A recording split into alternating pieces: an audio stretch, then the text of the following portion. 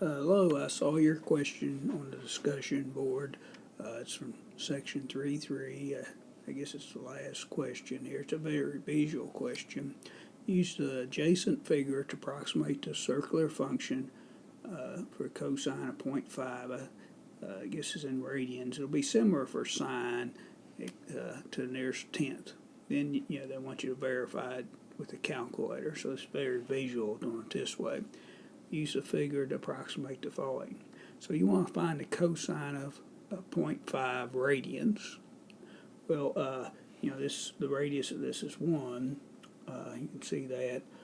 So what you got to do is you got to start. These are each tenths. So this would be 0.1, 0.2, 0.3, 0.4, 0.5, and so this 0.5, since it has a radius of 1. This angle here, if I drew in this angle here, the angle or the radian measure, they're 0.5, and so you want to find the cosine of 0.5. Well, cosine, remember, is the x value, and so then if you come straight down here, you can see it's between these two tick marks, and if you count over, that's 0.8 and that's 0.9.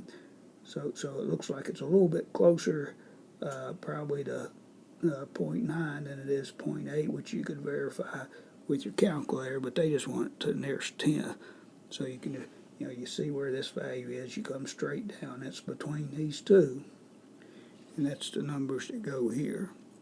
I guess for this one, 0.5, instead of going down, you go horizontal across, and so it's between these two tick marks, and you count, that's 1, 2, 3, 4, 5. It's between 0.4 and 0.5.